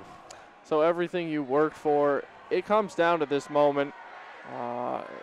The clock has now started, and it will actually start in a minute. We've got it on the big screen here. We're going to have a nice little countdown until basically all chaos breaks loose. And, this is, again, you really can't beat this anticipation. As you see the clock winding down, started at 60 seconds. And, the anticipation, you really start to feel it now when you see these guys jumping around, hopping around, looking at each other, pointing each other out. It's really going to be interesting to see what happens here in about 35 seconds. Yeah, exactly, because I know I personally have butterflies, and I'm just doing the commentary. I can't imagine being down there in the playing field. And like you said, we've got Maurice Williams from District 9. He's getting the crowd involved. He's hyped, and everyone's really raring to go with just about 20 seconds until we start here. We look for this to be a good, clean, competitive, fight. Yes, indeed, clean, competitive, for charity. I mean, you can't beat it. We got 10 seconds. We got 10 seconds to go here. As you can hear the countdown, you can hear the crowd. They are pumped. It's a pretty packed crowd here. You wouldn't expect it, and we are off. The Hunger Games, the second annual Oz Fights Hunger, has begun, and as we predicted, they're everywhere. It's pretty hard to keep track right now. And it's pretty interesting. It only looked as if 4 or 5 people ran to the center, as opposed to last year, which I feel like a lot of people ran towards the center. And as you see Blaze Hill from District 10, looks like he's got a shield and some sort of, smaller weapon, which he seems to be using as protection. Yeah, and you see that some initially went out there, and then you had a couple sort of probably laying back, and now some people sort of scattering to the cornucopia there in the middle. Kind of a strategic, smart move there if you think about it. You don't really want to be in that first rush. You never know what can happen. A quick hand, a quick swipe, and you already lose a life. And I think I see one scattered there on the floor, so people already possibly losing some lives here, and still some tributes going into that cornucopia in the middle. Yep. And you see District 9 and District 10, they seem to have some sort of alliance that you got to assume they talked about before the games even started. But you can see Blaze Hill from District 10, he's still covering up even with his alliance. Yeah, there's definitely some alliances you can see going out here. You've got Tribute 3, 5, and 5 right down here. Sort of strategic combined attacks going on here. It kind of seems to be the way things are going right now. We kind of predicted this. We wondered what the alliances would be. We saw District 10 and 9, Blaze Hill, Maurice Williams sort of talking before, and it appears that our judgment was right there. There appears to be an alliance going on with several of the other females as well. And District 12 trying to take him on himself. Yep. Quite a risky move, but looks like he might only come out losing one life there. Yep, and Dan and Maurice, who was, had the whole preview before the game, he actually lost one of his lives. Yeah, and you hate to lose one that early now, but you can really see that there are some pretty big alliances going on. I think we expected some alliances, but pretty surprising at the large turnout and groups of alliances we're seeing here. Most particularly in that District 9 and 10, Blaze Hill, Maurice Williams kind of led alliance we're seeing over there. A good group of about 5 or 6 people kind of walking around, kind of looking out for each other. You've got the smaller groups right down here, and then you've got the few lone people, but overall, it seems to be a battle of the alliances right now until things sort of dwindle down here. Yep, and just a quick update from District 7 from Fennell. Ryan Franklin was actually given an extra life, and we actually have the first casualty is from District 8, is Zach Casey. He is the first one out. Zach Casey, again, is the first, I guess, dead, using loosely. Tribute gone. Yeah, and unfortunately we kind of knew that was coming, and it looks like our own John Mangello is down there aside Zach. John, can you give us a little insight from him on what was going on out there?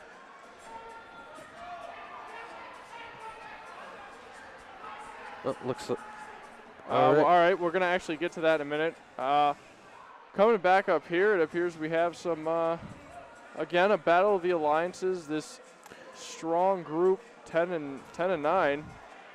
Yep, and it looks like from District 6, which is Hart Hall, Michael LaBarbera has quite a few sponsors, because he has been given a shield and actually a basic sword. So he's been helped out. And as you can see, Maurice Williams from District 9 has also received a sword. You can see that he actually kind of seems like the gang leader out there for those tributes. Yeah, we got 2 big gang leaders going on down here. The returner doing a little dance with each other. I don't know if that's a pre-fight dance, but as you can see on the screen, this seems to be the group right here that's kind of working to their strength. They've got a large gathering, and they're kind of seem to be working things out. And from District 12, from the Mack and Sheldon Hall, Mark Williams has been given an extra life also. Well, Jared, we talked about that sister duo. Unfortunately, looks like Nyla's gone down. Yep, from District 6, Nyla Hushkovanovich is the first sister out of those 2 to be casualtized, if that's even a word. Yeah, so it looks like we have ourselves 2 deaths so far. As we just mentioned, Nyla Sanovich from District 6, Hart Hall, and Zach Casey from District 8, Scales. 2 down right now, so there's still plenty out there, and the chaos is ensuing. It's certainly getting pretty live out there. The crowd, they are into it. And Maurice Williams is going after somebody from District 6 who is all over the place. Wow, we got barriers going into the crowd. If you're in the crowd, get yourself ready. Yep. got from District 6, Michael LaBarbera is taking a beating out there. You know, again, used loosely, but he took on probably 5, 6, or 7 people coming after him, including a few barriers. And we have our first district to go down now. District 8 has completely been eliminated, so sorry, District 8 followers. I guess if you're out there, unfortunately, they have gone down. We have another death from District 11, Josh Kunkis. And right now we've got ourselves 4 deaths.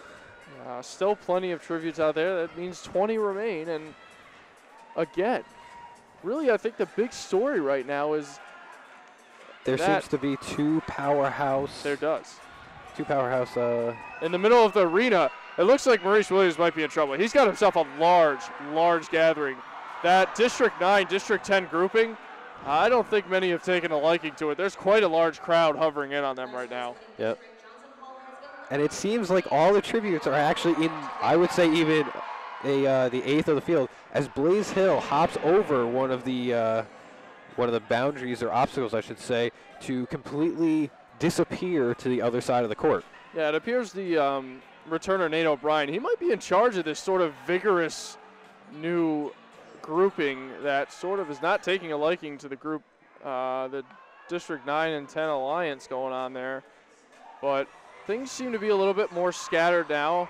The alliances are sort of separating themselves a little bit perhaps, but what's this? It looks like Nate O'Brien may be in the works. No, I don't think so. It looks like him and Maurice are not happy.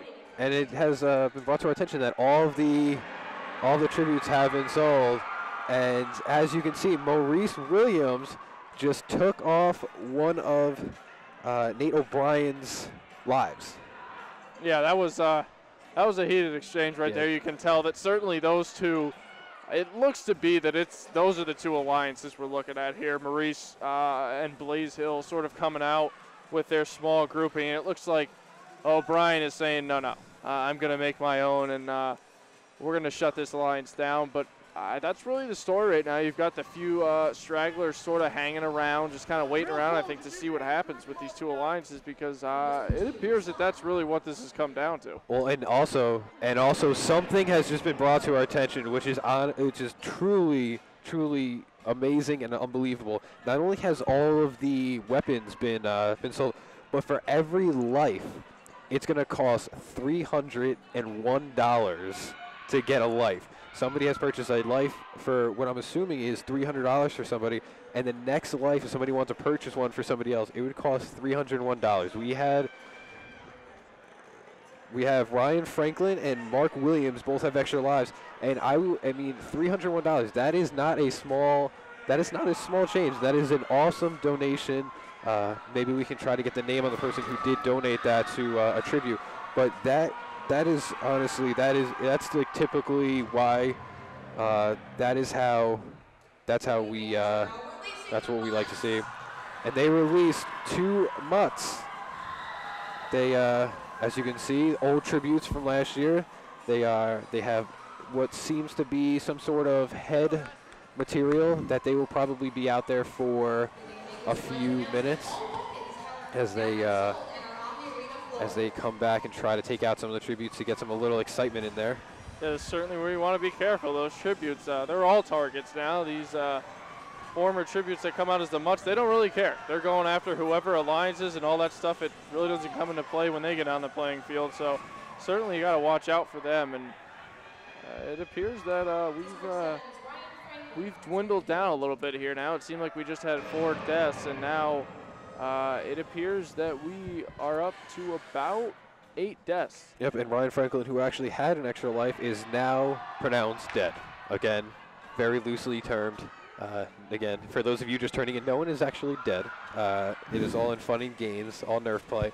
So and you see Maurice Williams actually just took out Mark Williams from District 12. Pulled the sneak attack and grabbed his shoulder off. And as you can see right now from District 9, Maurice Williams, and District 10, Blaze Hill are chatting what I'm assuming is strategy. Or maybe they're talking about the weather. Yeah, as you saw in that, as you saw in that quick replay right there, quite a slick move there by Maurice Williams. And we talked about it before. There was a little talk going on. Yeah. And it was between him and Blaze Hill. And I'll tell you what, they just had another little talk going on. And it seems that they've got 3 to 4 female followers going with them right now. And I think if you had to bet your money right now, this seems to be the power squad because they have stuck together. It was apparent that they were an alliance since the beginning, and it's pretty much stuck through here as we're about 20 minutes into this. And we got a heated exchange here between Maurice Williams and Mark Williams from District 12. Holding his own, and certainly backing off the District 9 representative. And now it's a fact. It has come down to 2 alliances. Yep. We have the returner, Nate O'Brien, and what seems to be the Maurice Williams-led attack, and it's really just 2 brick walls standing against each other. And it's going to be interesting to see how this sort of separates out and who kind of becomes the last one standing of these 2 alliances. Yep, and you see a good strategy by Blaze Hill from District 10 is he only has 1, life left, and he's actually covering it with some sort of shield. It does appear. You can see he's definitely straggling hard to his left with that shield, as you really don't want to. When you got 2 lives, you're feeling pretty good, but when you've got that 1 life left, it's a tough one. And Maurice Williams has just taken out Mark Williams of District 12 with an awesome tomahawk sword move. Yeah, he's taking lives. He's taking lives out by the number there. He certainly got the moves, the shiftiness, and most importantly, Jared, he's got 2 lives still. Has not been stripped of a life yet, and that's the key. Is certainly when you get to this part of the game, we're sort of getting to that part now where we're going to really find out who's got what it takes, and to still have 2 lives is, I think, really the biggest key right now. Yeah, and the thing that makes it interesting is that it's going to be interesting because right now he does seem to be the strongest competitor out there, and we'll be interested to see when somebody does turn on him, because if he is the strongest competitor, you don't want to go into the final 1 or 2 people with him, as he is being teamed up on and takes one from District, it looks like 7, Sarah Carroll. So we have we've watched them strip quite a few lives here, and as we see, it's dwindling down. We're getting down to lower numbers. We started with 24, and the 2 alliances now, it appears that O'Brien's is getting closed in a little bit. And the interesting thing that we saw last year was that when there was only about 10 people left, the girls team, a team of girls, all kind of teamed up, as Blaze Hill has taken off the last life from the Village's Hannah Charlin, as Hannah Charlin will now be pronounced dead. She has indeed pronounced dead. As a quick recap, it looks like we have 4 males left, along with 1, 2, 3, 4, 5. Seems to be 5 female contestants left. And we got some trash talking going on between the returner Nate O'Brien and District 9's. And Maurice Williams takes away Nate's last life. And Nate O'Brien is not happy. And he is making a show. And that was a smart strategy. And we said before the game, who's going to have what you don't expect? Who's going to have what you don't expect?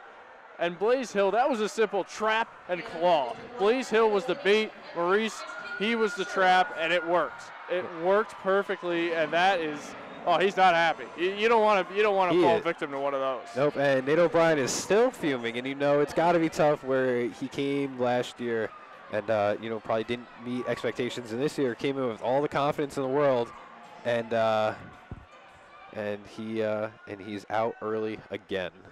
Disappointing for Nate O'Brien. Oh yeah. Now you don't want to come 2 years in a row and watch yourself get knocked out. But hey, that's a smart strategy right there, and we talked about it. You can kind of see Blaze taunting him a little bit. You know, he's obviously going to go after him. He's got one life. Certainly one of the stronger tributes to look towards. And Maurice just came in and swept it right away. And now you have to wonder, with O'Brien out, what's going to happen here? Because he was sort of leading the main campaign against this 9 and 10 district alliance, and now it's kind of becoming what we expected. And we've got a 3-on-1 of females, as everyone's getting involved now. As it looks like a female contestant from District 2 and District 3, Giuliana Corradino and Danielle Matthews are both dead. And I think we have it. There are 5. We have gone from 24 to 5. There are 5 left, and you have to wonder, when is this alliance going to break up? Because it appears it still hasn't. And here's the thing, is that they're both, the only district with both people still alive right now is District 9, which has Maurice Williams in it. Yeah, and you know, it's certainly interesting to look on and see that this is Blaze Hill going in there a little bit. District, and now District 6 appears to be on its own, holding their own, but appears to be on its own here, and it looks like he's the lone man in this. It looks like it's a 4-on-1 battle right now, and you got to feel for the kid. Yep. You know, he's certainly holding his own and looking to do whatever he can. Oh, wow, that's just, I don't know how you teach that. And Michael LaBarbarossa. Blaze Hill. Oh, and he has Blaze gone Hill down goes District down. 6. Yep. You talk about, you know, heart right there. Michael LaBarbera is holding on to his own. But it has appeared that he went down in the process as well. Yep. And as you see Blaze Hill leave the court, he is not happy with that finish, but at the same time, he did play well, and it looked like the alliance of him and Maurice was able to take down. All right, we have an interview with Dana and Maurice. John, what do you got for us?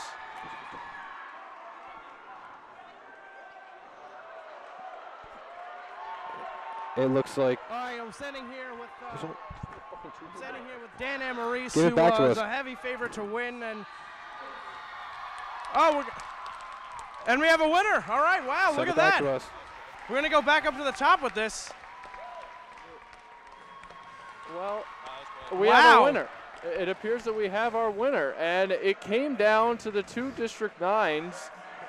Of Jennifer Hotchkiss and Maurice Williams were the final 2, and they fought it out, and Maurice Williams takes it home. Well, we said you were gonna have to have something that you didn't see coming, and Maurice Williams, for him, it was just that he was dominant. It was, I mean, it looked like it was his from the beginning, and as you see some great sportsmanship between him and Blaze Hill, who you got to assume that Maurice Williams, without Blaze Hill's help, would not have been able to accomplish what he just did. And that's, Jared, what did we talk about before the game? We said at the end of the day, you really got to look out for yourself, and Blaze Hill, I'm sure he's giving him dap, but at the end of the day, if you're in his position, you don't want to be the one giving the dap. You want to be the one getting the dap. Yep. Because this is what happens, you know, these alliances, they can sort of work against you where you're kind of working for someone else's good more so than your own. And in Maurice's case, it appears that that's what happened. I mean, other than his dominating kills and all that, he really stole the show. Yeah, he dominated right from the beginning. He came out with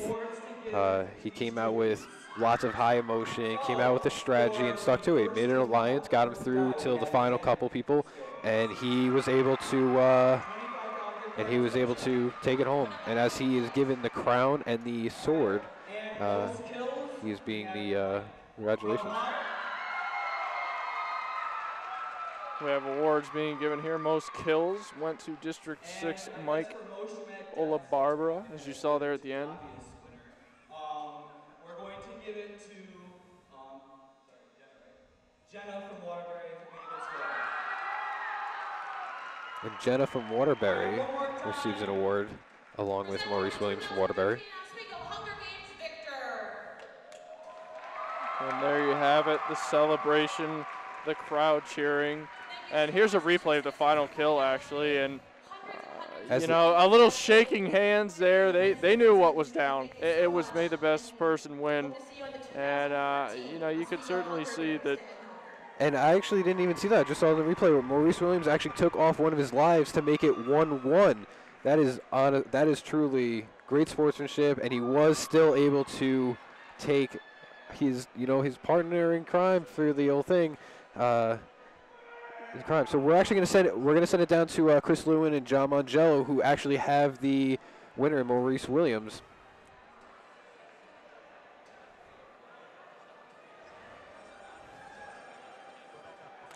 Okay. It looks like we had some technical difficulty. We'll send it back to them in a little bit for the interview, but it was honestly Maurice Williams' contest to lose. I think he came out with a strategy, stuck to it, came out with high emotion, and he took it home.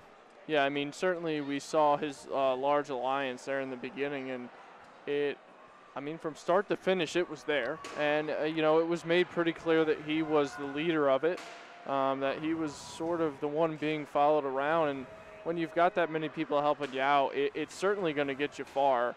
And actually, speaking of that, it appears our technical difficulties have been fixed, so we're going to throw it back down to Chris and John, who have our winner, Maurice.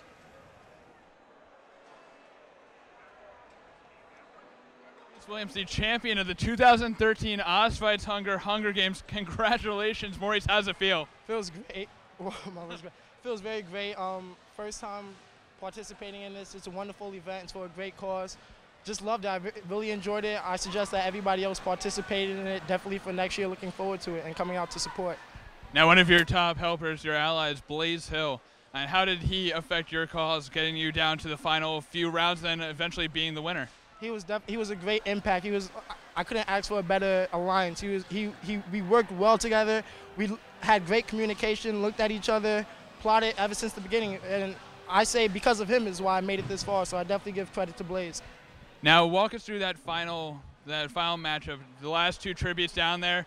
It seemed to go very quick there, very pretty much professional the way that this ended. Just tell us about how that went down. We're both from Waterbury, both from District 9. Jenna and I, we work together, practice together. Every day we communicate, ask how each other's day was going.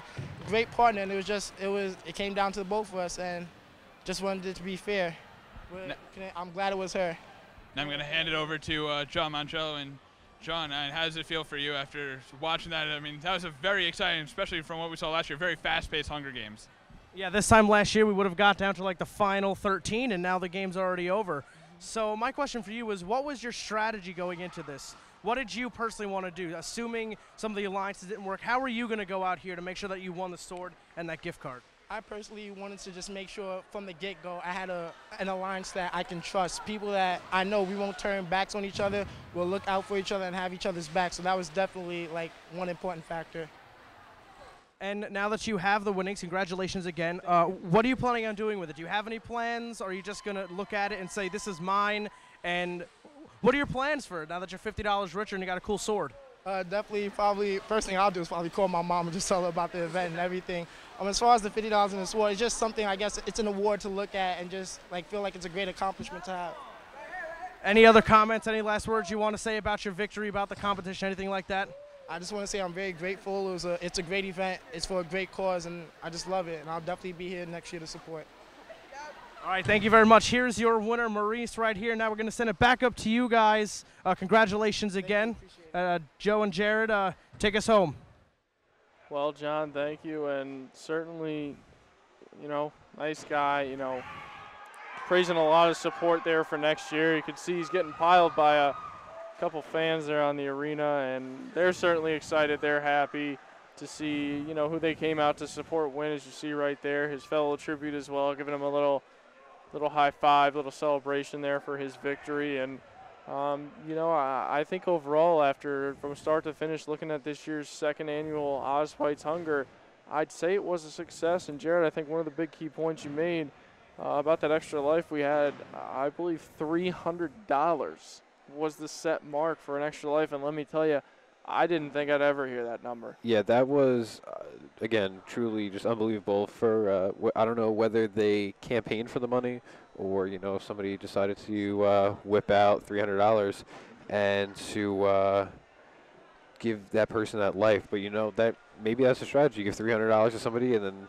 there's no extra room for other people to get lives.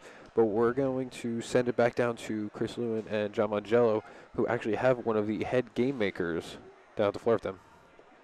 And guys, now we're standing here on the floor with Garrett Wilson, the head of the Odds Fights Hunger Games. And Garrett, second year in a row, another success here in the Campus Center Arena. Yes. How does it feel for you after months upon months, pretty much over a year of planning, to finally see this event come into fruition? It felt really short for some reason. Like last year was a good 45 minutes to 50 minutes, and this year is 23 minutes, 26 minutes. I don't know. It was also really scary. I felt like it was a little more intense this year. I'm not sure how I feel yet. I'm still accepting some emotions inside of me. I'm not sure. Now what we saw was the one life being bought for $100, pretty much knocking out everybody else. Now going back, as you just said, only about a 20-30 minute Hunger Games. Do you feel like overall that was a good plan to have in place, or maybe something that you guys will change going into the future? Yeah, we'll probably change that. I feel like last year we had a lot of people like sitting around talking to each other. This year they were up, they were active, they were in each other's faces. So I don't know. We'll see. We'll see if this next year. We're still in the planning phases still. So. Now, especially we saw that one huge kill. Did not win the most dramatic death award, but Nate O'Brien definitely showing some theatrics on there. What was going through your mind as you saw the shirt being taken off and Nate pretty much yelling to his other tributes to protect the fate of baby Ruru? I guess it was planned, which I didn't know. I wish I had known that, but I had to ask him to leave because if you go shirtless in the camp center, unfortunately, you must leave. So I thought it was going to get serious. I thought we might see some actual bloodshed out here, which maybe we did. I don't know, but it was fun. I mean, I guess in hindsight, which is 2020, it's a good laugh. And Amita from District 12 pretty much went out there in full force. Saw a cut on her arm during the games. But one thing, taking down her own helper, Josh Argus, who they had an alliance together. Apparently, according to Josh, Amita asked him what he was going to do, and then as he was explaining to her, he ripped it off. How do you think Amita came into these games? Do you think that she was actually wanting to form any alliances, or were just looking for people to backstab? Knowing Amita, I think she was in it to win it. So she would have done anything to win. If that was backstabbing, that's backstabbing. These are the Hunger Games after all. You can't make friends. You have to cut, you have to cut them away sometime. Well, Garrett, congratulations. You had another successful Hunger Games. Thank you. Anytime. Yep. Guys, back up to you in the box. All right, and we have we're taking a look at some highlights there as they finished up with Garrett down there. And certainly, you really have to condone this whole thing being started by fellow students like him. Again, we've taken a look at all the preparation that the students did to set up this whole event, to prepare for the event, the shirts, the pins, the donations, just the overall organization. You sort of have to remember sometimes that this was completed by students themselves. Students were participants in this, and really it just kind of, after all the competition and the winner's crown and all is said and done, after all that excitement, you really start to now, this is where the charity part kind of kicks in, and you really just start to feel good about this whole thing. Yeah, the whole experience, the whole event, even though, like Garrett said, is that it did only last 25 minutes compared to last year, which took almost just under an hour. It did feel shorter, but it did feel much more intense. It seemed like people did want to come out here and win, and they had something to prove. But but overall, again, it's all about the work that people put into, and this was all student run and all that kind of good stuff. And even now, the cleanup of the rink is just a whole nother form of effort and work that has to get done. And we are going to send it back down to John, who's actually at the center court with another one of the head game makers. John? All right, thanks, guys. Now, I'm standing here with Shannon Rosado, who, like Garrett, is one of the founders. Is that accurate? Bosses, head game makers, would you say? Garrett had the conception, but we've kind of been, me and a couple of people have been with Garrett the whole way, so it's been a wild ride. I'm in charge of PR, so I do all my tweets. Those are my tweets. Oh, that's you? Here at Oz Fights Hunger. Yeah, and then I'm the voice. I did the PA stuff. So, compared to last year, this was a lot faster, and it's obvious. Oh my gosh, I'm in it's a whirlwind. I'm kind of in shock right now. It hasn't really settled in that it's even over because it was gone in a flash. I think we blinked and it was gone. Yeah, I blinked twice, I think. Yeah, twice, 2 blinks. Yeah, so it went a lot faster, but we had a huge crowd this year. So I can't even decide if it went better or not as good, but I'm amazed by how much following we got and how many cans we got and how much money we got. It was amazing. So you'd say, even though you don't have the final number, do you think food-wise and monetarily, you think you did better this year than as composed to last year? I think we blew ourselves out of the water from last year. Now, I got to ask you about Nate O'Brien. It was an incredible competitor 2 years in a row, and this year he He got a little personal, ripped his shirt off, shouted Baby Ruru, don't forget about her. Yeah, you don't want to forget about Baby Ruru. I don't think we ever will now. Nate is probably one of the most passionate players we've ever seen. It was a privilege having him in 2 games. I think the games got the best of him. He became a little bit too passionate, and when that happens, profanity happens. But it was all in good fun. I mean, Nate and Maurice made up after the games, exchanged hugs. They love each other. They had a great time, so that's all that matters, really. And real quick before I let you go, I know they literally just ended, but what's the next step for you and the game makers as far as preparing for next year's games?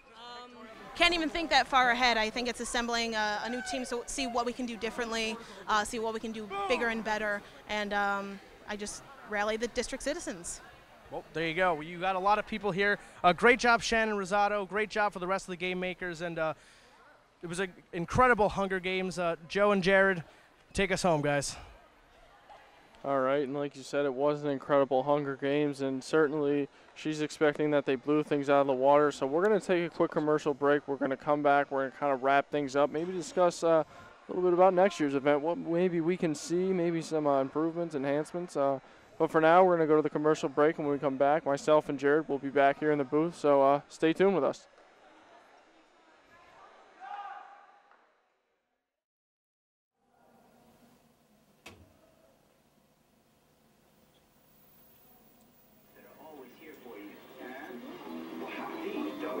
Every day, only at McDonald's. These leaves are a little gauge. Last night, Lori Capricuzzi scored 2 goals on Alia Brian Love. And Joe, get out. Adam, you're in. Lori Korpakovsky scored 2 goals on Ilya Brizgalov. Got it!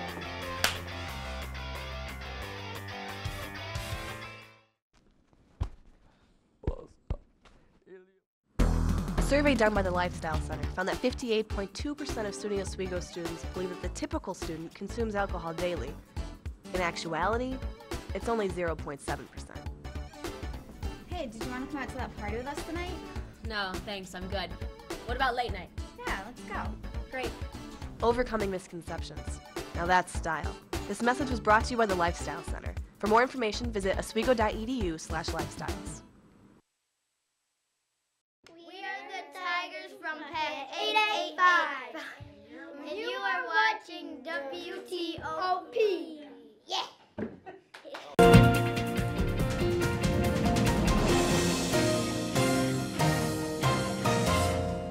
Every night before the show, me and the guys, we like to loosen up a little bit. Blue, 42, hike! Every now and then, Dan likes to take it a little too far.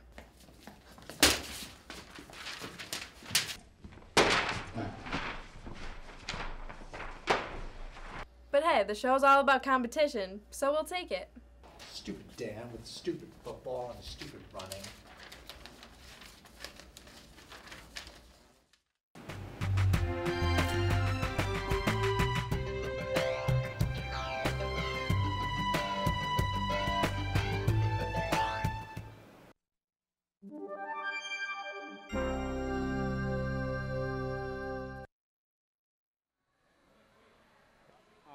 Welcome back to Osweigh's Hunger.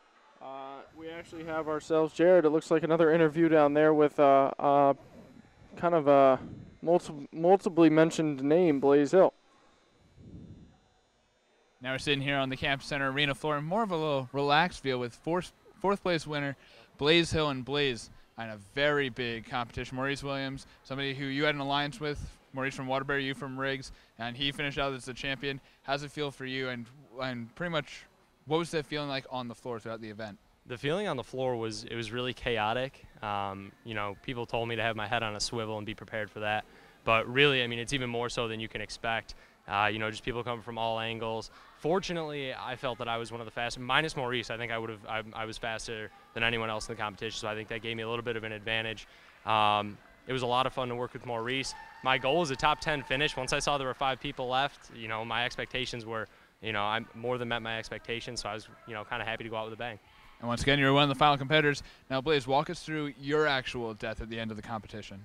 Well, we were trying to get, I don't even know, I think he was from District 6. he had most of the competition, he had 2 long noodles, and then he had like this axe thing and a noodle, and he was just spinning them. And I had kind of just, I had committed to going in, went in, and just, he, right as I ripped his thing off, he ripped mine off. Kind of make the sacrifice play, get him down. And then Maurice got to finish it out with Maurice and Jenna, which I thought was really cool that, Maurice ripped it off. They went at it one-on-one, and that was a lot of fun.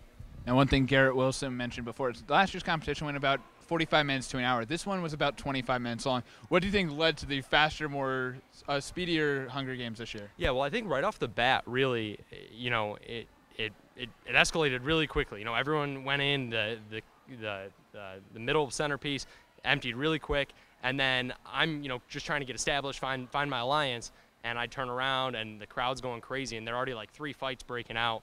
People just went at it really fast this year. I guess it makes sense, kind of fits right in with the ain't nobody got time for that phrase. Everyone just kind of went at it. Now, one thing to note of here as we see us sitting on the floor right now is that this is more of a carpeted floor than last year. Last year was the concrete, solid concrete, and now with the carpet, we saw a lot of people slipping through the event. How do you think that the carpet played a factor in this year's games? For me personally, I don't think it did, but I think the first time someone slipped from there, everyone, kind of always had it in the back of their mind. And you could probably see during the competition, especially right in here, over here, and right back here, it's a lot of just squares together. Whereas over here, it seemed like it was more large centerpieces.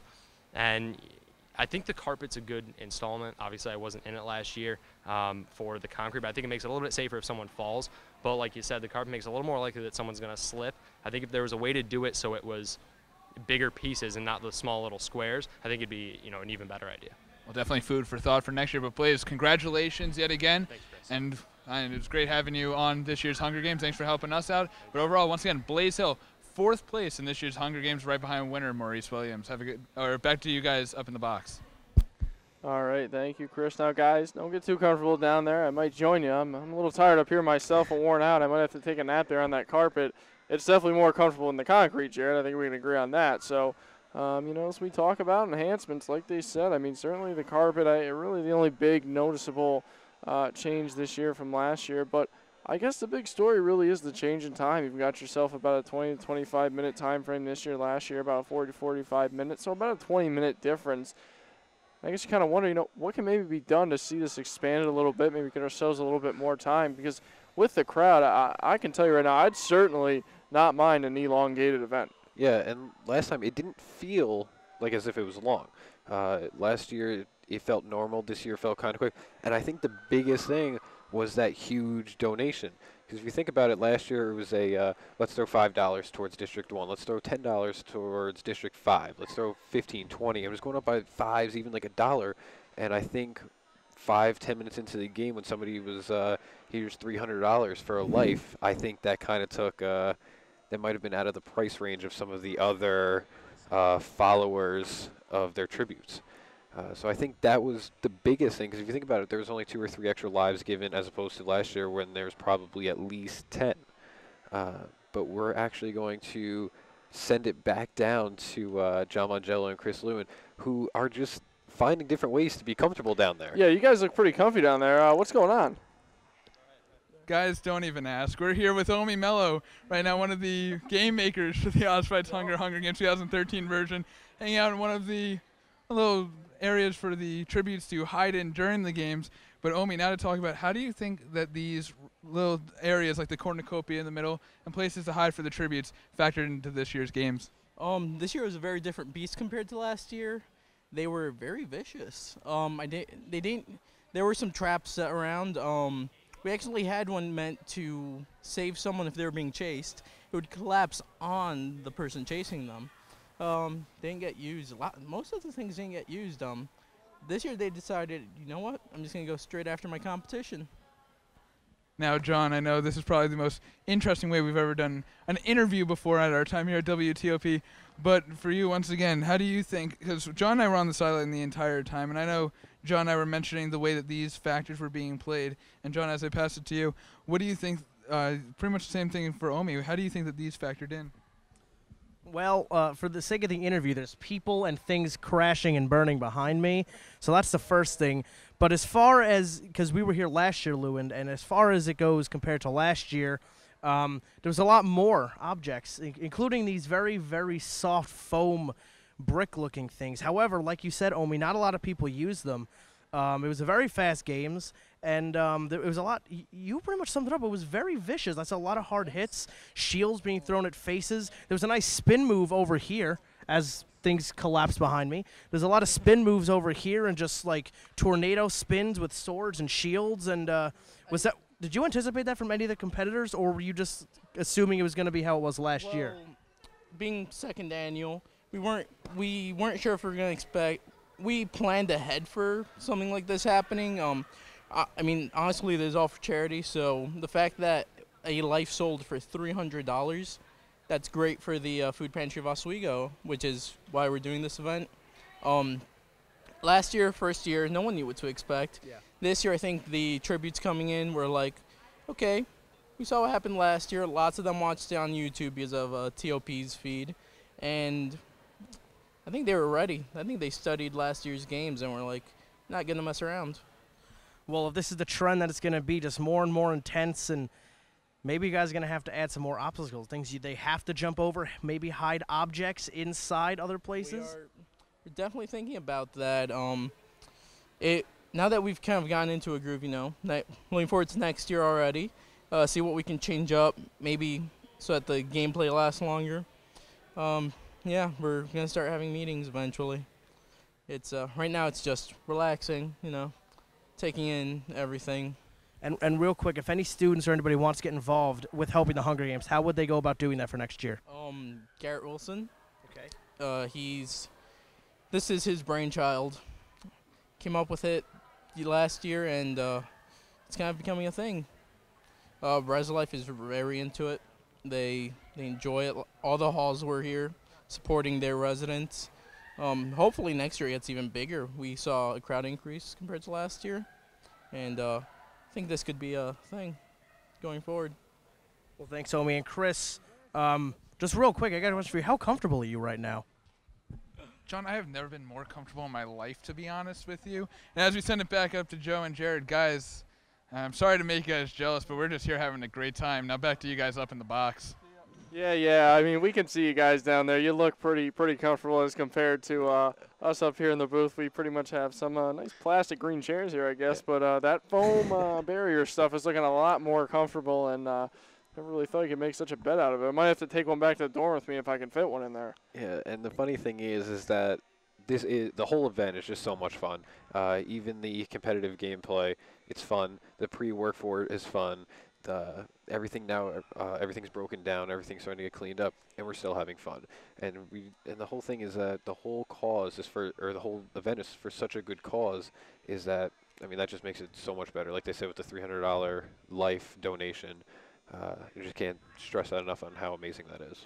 Yeah, and the bigger crowd turnout, that was certainly something, it's not the focus of this, but when you see more people come out and you see a bigger crowd and a bigger turnout, it certainly helps. And it certainly makes the event that much more hype. I mean, I'll tell you what, I thought I was at a hockey game there for a minute when the crowd was cheering and we had some of our most intense moments. And, that really makes this event something it really just stirs you up even more and gets you even more into it, and just you're really amazed at all the promotion that's been done, and something like that, when you hear the cheers of the crowd, it really pays off in the end. Yeah, I mean, if we could pack out this whole place, I think it would just be that much better.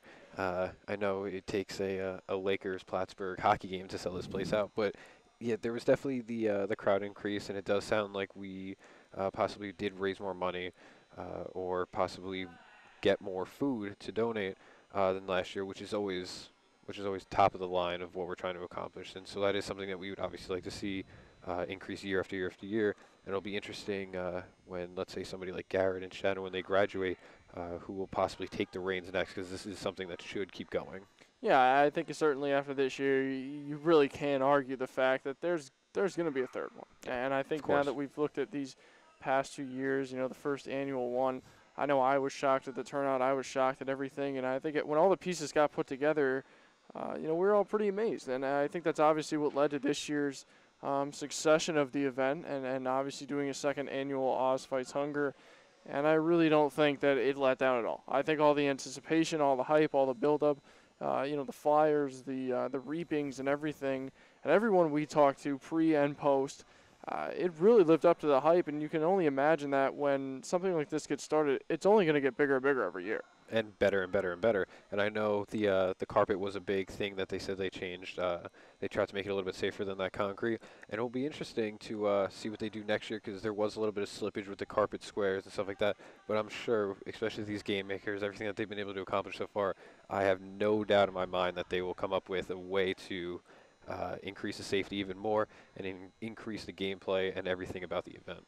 Yeah, and I think it was briefly mentioned there. I mean, you start to throw some more obstacles in there, maybe things that people have to sort of go head on with, some more jumping, some more sporadic movements out there. I think it certainly would make the games more interesting. It might prolong them a little bit more, which I think as you get more fans, you're going to sort of want to do that. I mean, it's tough to sort of keep the whole arena open for the last two contestants, but obviously, you know, I think that this is an event that as you get more people to come out, more people to donating for the event, you're going to certainly want to make much more of an event of it. And, you know, I think for future reference, I think we've, it sounds like we're probably, you know, we may see a bit longer of a one next year, which I certainly have no problems with. I mean, this is an event that I am hyped from start to finish, and I am really proud to have been a part of this. Yep, and it's an event that I know, not even just on our part, that this is an event for the second annual one that probably started the day after the first one. Just like they'll probably start talking about the third one relatively soon. And I know that we got the emails and stuff like that to be a part of it, and we were super excited and honored to be asked back for it. That we've only been working on it and only done scouting and recruiting for maybe even a month or two. But the effort and the work that some of these people put in is truly, truly amazing. Yeah, it's unparalleled. And I think when, you know, you really look at what was put behind this and, you know, raising all the money that you know, we'll get our numbers eventually, and then we'll see how we did. And I think it's nothing short of success. I have no doubt in my mind that the money raised was at the least the same as last year, if not more, based on the numbers we saw here today, and certainly the hype surrounding everything. And you know, it's really just great. You know, you take a look here, post, everyone shaking hands, everyone sort of congratulating each other, and you know, at the end of the day, you really can't ask for much more than that.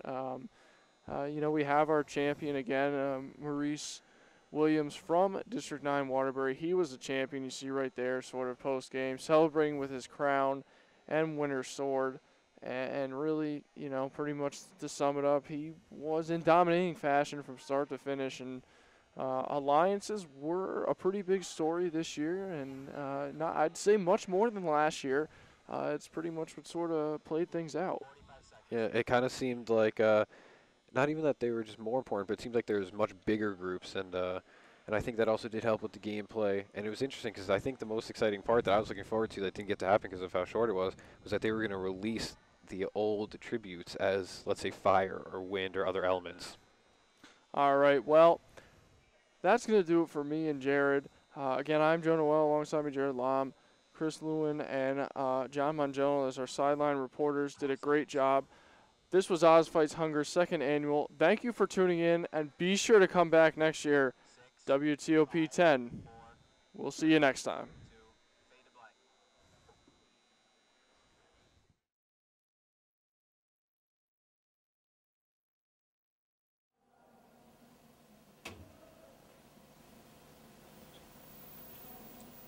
Always here for you.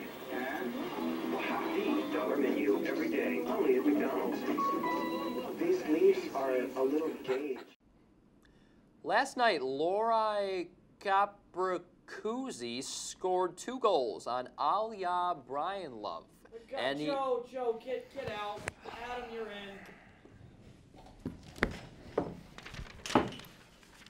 Lori Korpakovsky scored 2 goals on Ilya Brizgalov. Got it!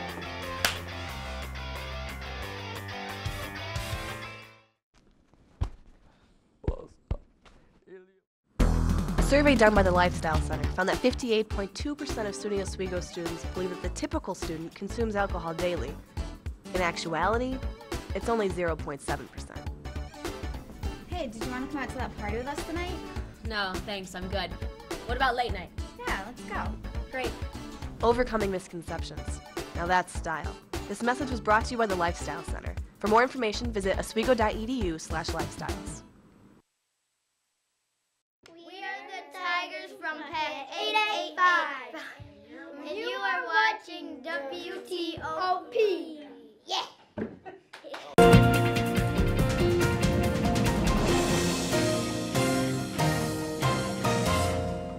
Every night before the show, me and the guys, we like to loosen up a little bit. Blue, 42, hike! Every now and then, Dan likes to take it a little too far.